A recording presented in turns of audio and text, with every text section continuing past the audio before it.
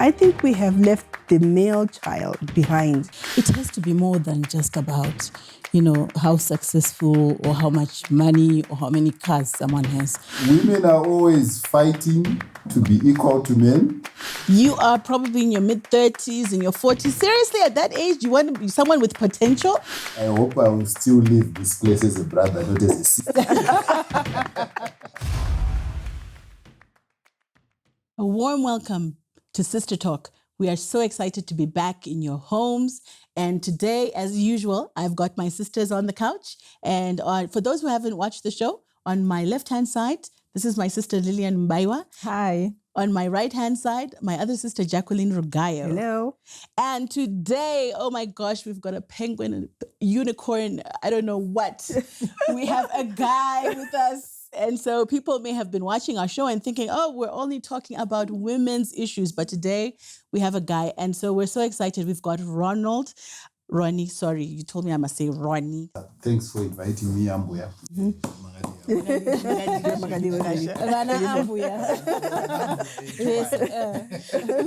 Ronny and I go a long way back. We've been working together in our separate industries, but how he comes to the couch today is because we were having a conversation about women and dating and some of the responsibilities that men need to take on, especially when they're dating. And his perspective on the matter just got me sitting up. I mean, I said, you have got to come to the table because a lot more women need to hear this. I think we talk about this in our different spheres, but now at least we can have an open conversation. So, exciting space. But before we get Ronny to give us his perspective, we just want to throw out a question to the sisters. And basically my question is this. There's been a lot of focus over the past decade maybe around empowering the girl child. And a lot of money internationally has been, funneled into this aspect of development.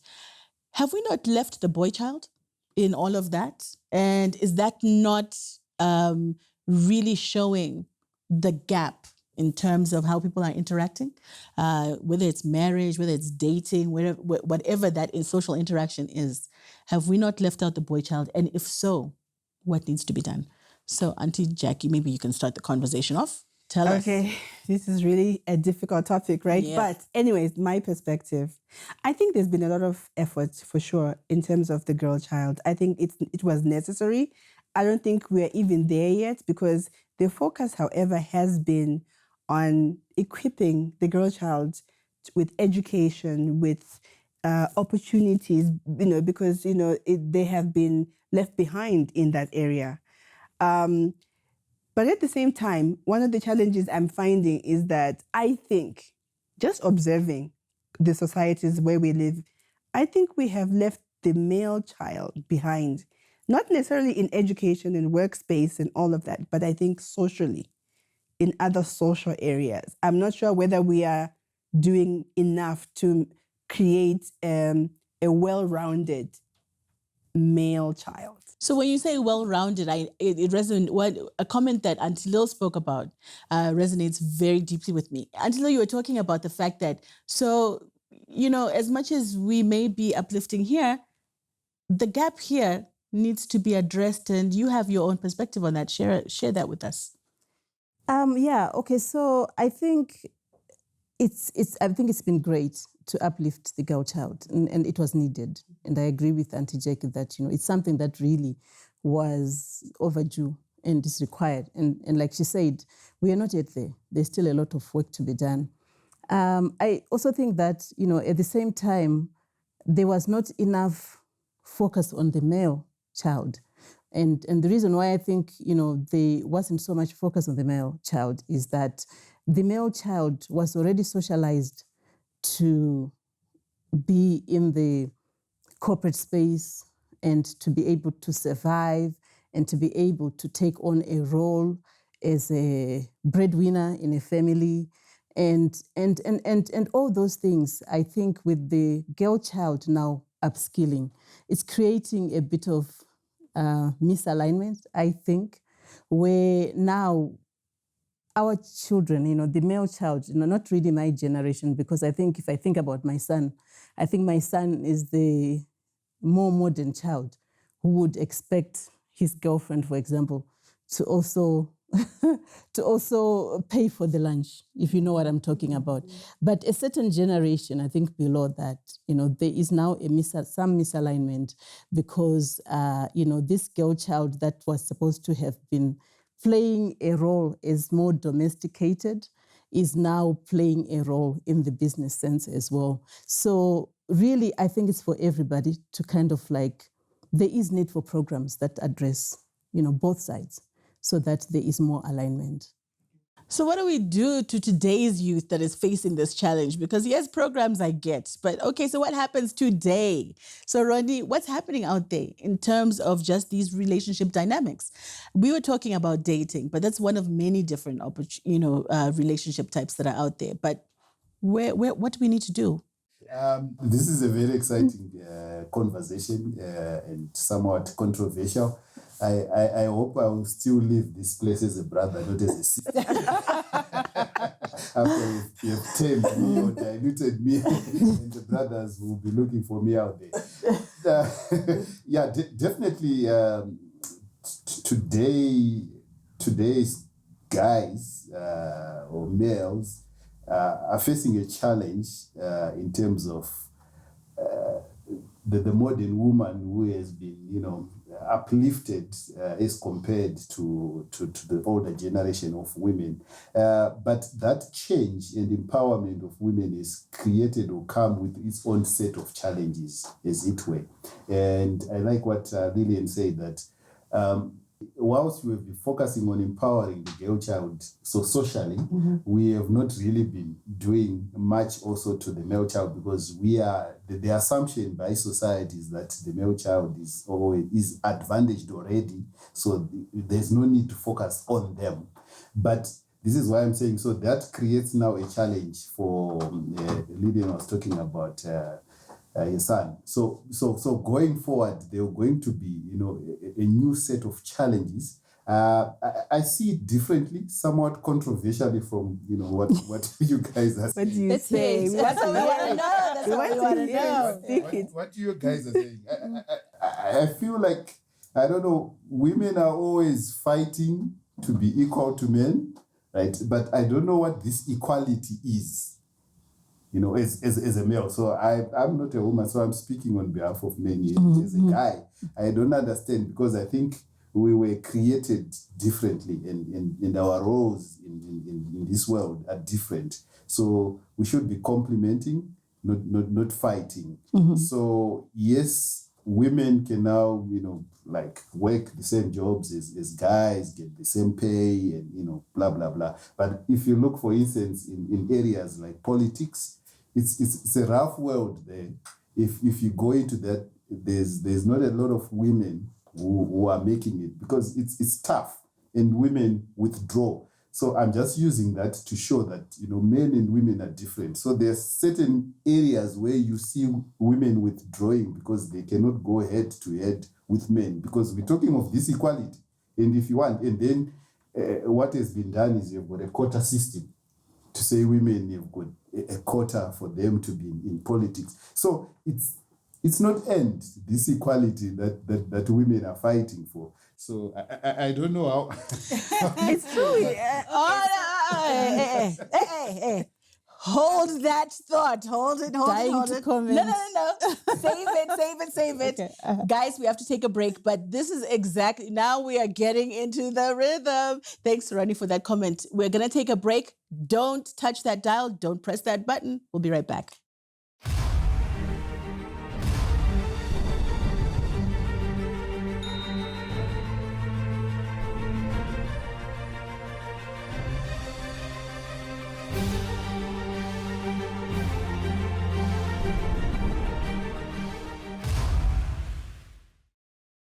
Welcome back to Sister Talk. If you are joining us on this episode, we are talking about men facing pressures in today's society. And we have a special guest, Ronald Chindungwe, with us. Ronny. I keep getting this wrong. Okay, Ronny. I think you should just accept that you are Ronald to me. So we have Ronny with us, and he is a very close friend of ours. So in the previous segment, it got a bit heated here. So we're going to pick up from that. And until you had a comment to just, respond to what Ronny was talking about. Yeah, I think it's just a random comment, really, to say that, we kind of like there's a lot of conflict even when we talk about, the girl child and the male child and the socialization of the two. Because as much as, I have been socialized and I've learned over the years to be able to cope in the corporate world, I still am conflicted because I still would just love to get my car door opened. Oh, yes. And closed. Oh, yeah. I still would love to be the first one to be allowed to go through in a lift. So I can just imagine that those kind of messages, they must be very, very confusing, I think, to men. Yeah, because you're saying one thing and you're doing another. And yet you appreciate certain things in life. And it's a fact. I must say, we all do. I must say, if a guy opens the door for me, even if he's ugly, he'll be attractive to me.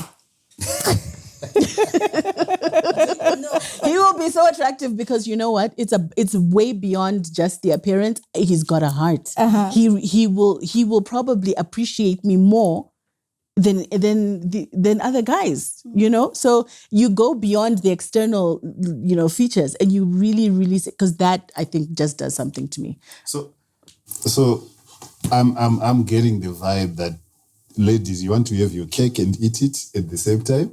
So no, you know what? It's a fair comment for Ronny to say because of what we just said. That as much as, but allow him to make the comment. Yes. Allow him to expand on that. All right, you're in trouble today. Go ahead. It's fine. Really like I said, it's controversial. But I just wanted to go back, like you said. So the pressures that today's male faces.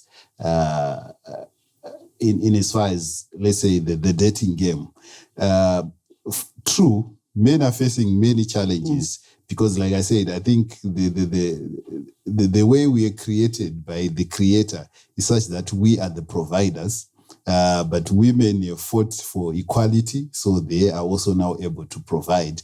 But we're looking at providing being, especially in the financial sense of things, right? So women, you have gone to school, and your daughters are going to school. So they are empowered from that aspect because when you've got education and you've got a good job, right? And if we now take it into context, what we are going through as a country, where, the economy is not performing. So a lot of men are losing jobs. So they are sitting at home and women are probably managing to get the jobs ahead of the guys. Or the salary is bigger on the women's side than the guy's salary. Exactly. Yeah. But still, and Lillian has said it, you still have women who have got good jobs, but they still want to have the door open for them, like you have also said. And you're now expecting me to do these house chores and run around taking kids to school and things like that. And I mean, for a man, that's just not in my DNA. Hold me back. All right, Jack, you know what? I kind of sense that we need to separate some of things. Okay. Right? When we talk about child empowerment, we don't want to lose the focus on that because we could possibly have had opportunities, but there are millions of other girls who are not able to go to school. Right. There are people right now who we choose the male child to go to school and the girl child is not getting the opportunity. Yep. So those are some of the things that we want to focus. When we talk about empowering the girl child, we are really still looking at the very basics. Being able to have opportunities to school, being able to have a voice. There are girls right now who are actually being married when they are young. There's a lot of things, gender-based violence issues. So we don't want to lose our focus on that, right? But that's not where the issue is, Auntie Jax. Where is the issue? The issue is with the women who are empowered and meeting men who feel they're also empowered, and the gap is there. Talk to us about that. So that's one separate side. What you're talking about. That one is separate. The other one, so we don't want to lose focus. There's lots of work still, like Auntie Lily said, there's lots of work being done. It must continue.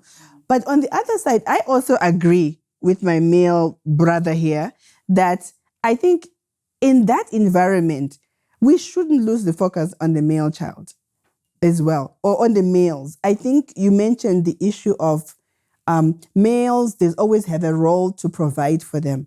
Well, how does a man feel when they're no longer able to provide for their family, for themselves? We are in an environment where you could go to work the whole week and nothing is coming. And then you are going home. And how are we dealing with that? I think for a male who's used to provide, that must be, I feel as a woman that I can't ignore that side as well. That I think a male society needs attention in that space as well. So it's two questions from that. Yes. Because number one, how is the male taking that?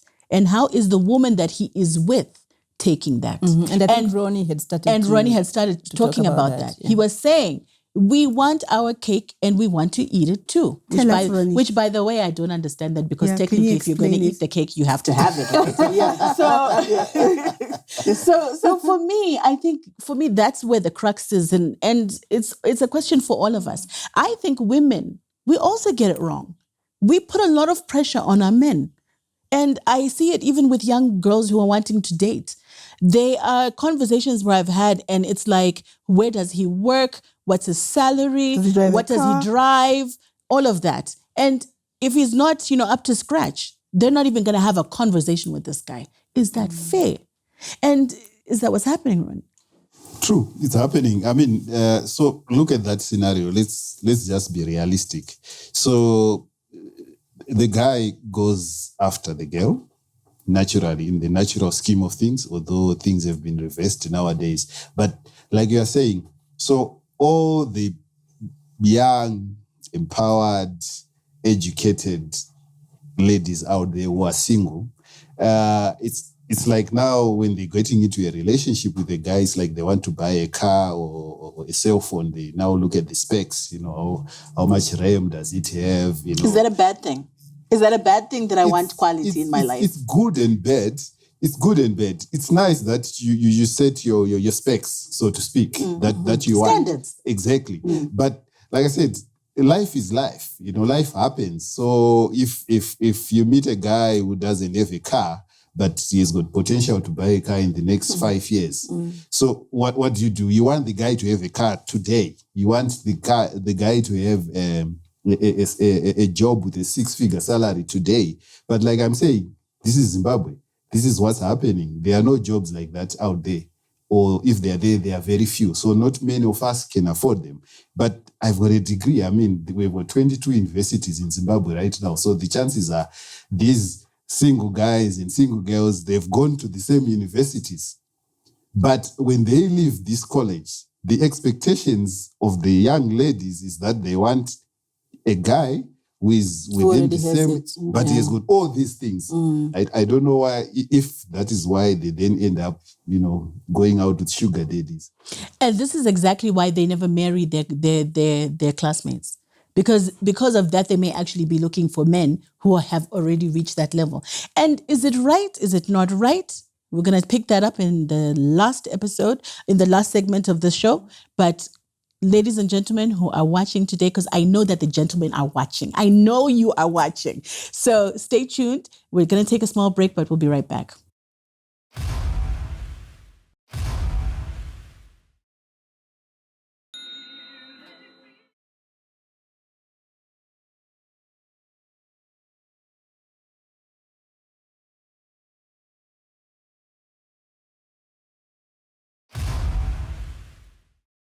Welcome back to the last segment of Sister Talk. We have got to wrap up this discussion, guys, because I think people will be left hanging if we don't.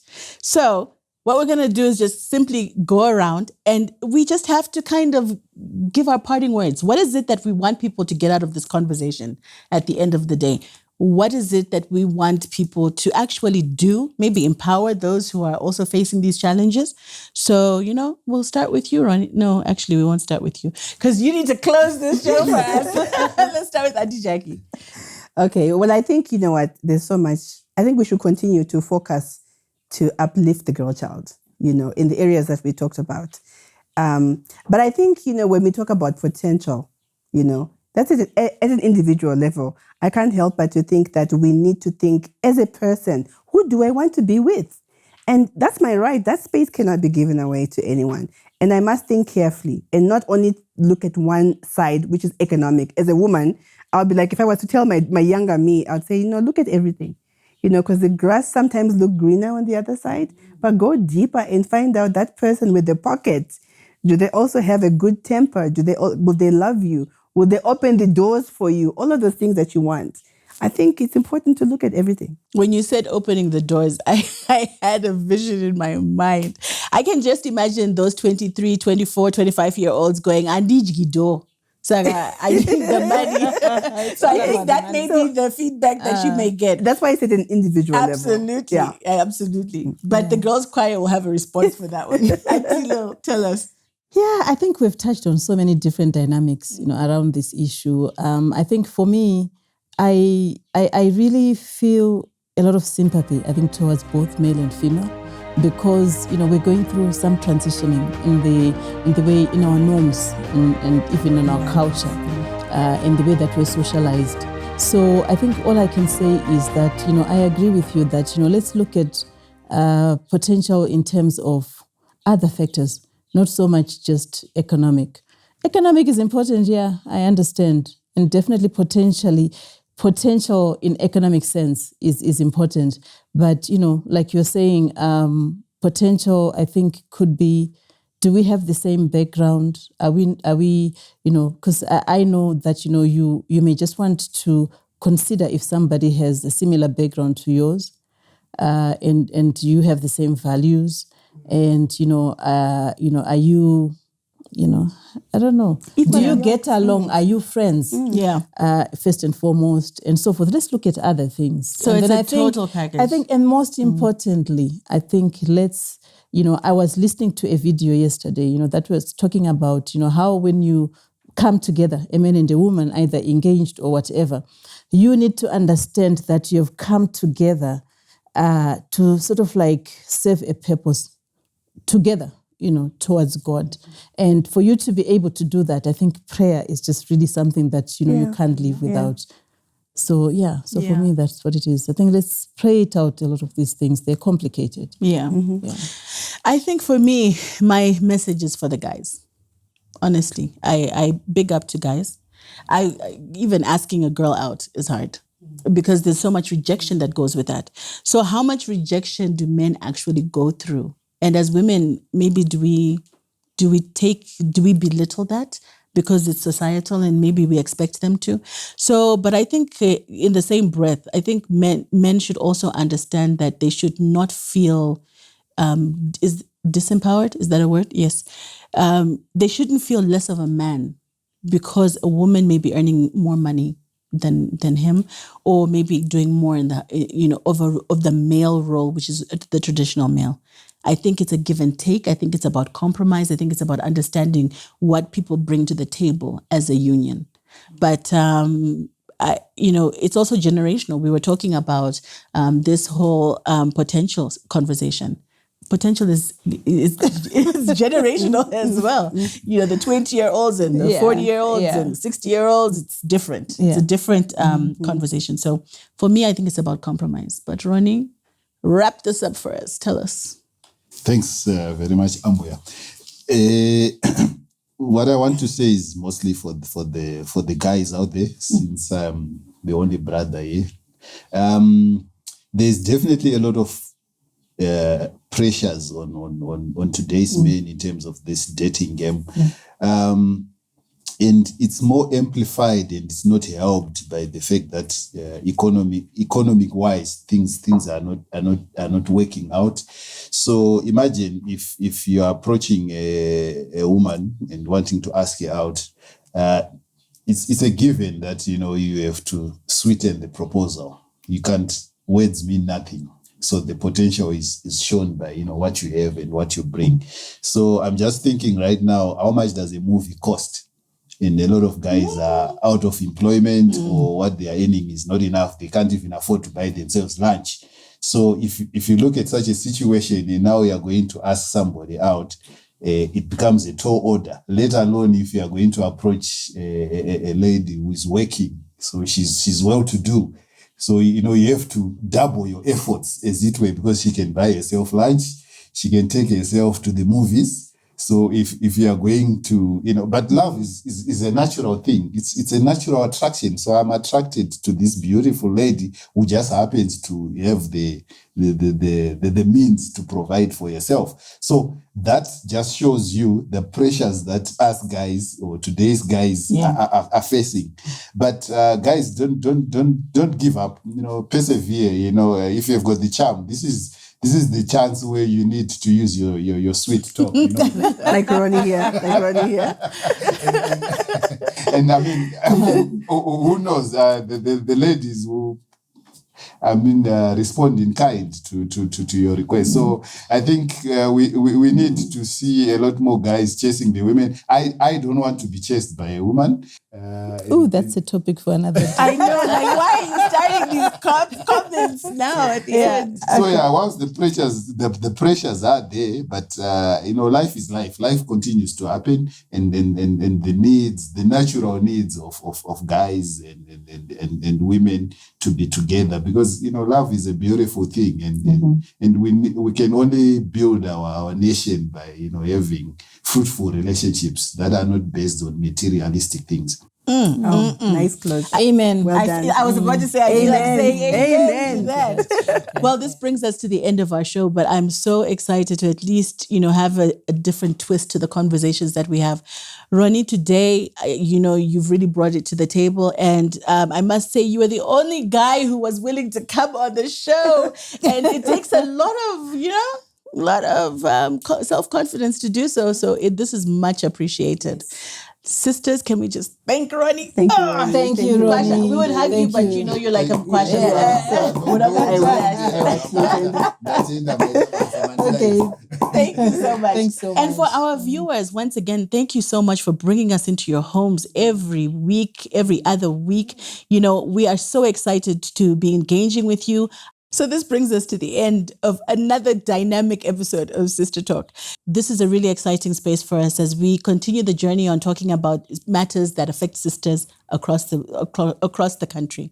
We are on Facebook, we are on Twitter, we are on YouTube, and we are seeing the love. We are seeing the love from not only Zimbabwe, but we have sisters in Malawi, we have sisters in Zambia, Botswana ladies, hey ladies, we know you're there, and South Africa as well. So our fan base is growing from the sisters and from the brother. We'd like to say sayonara. See you next time.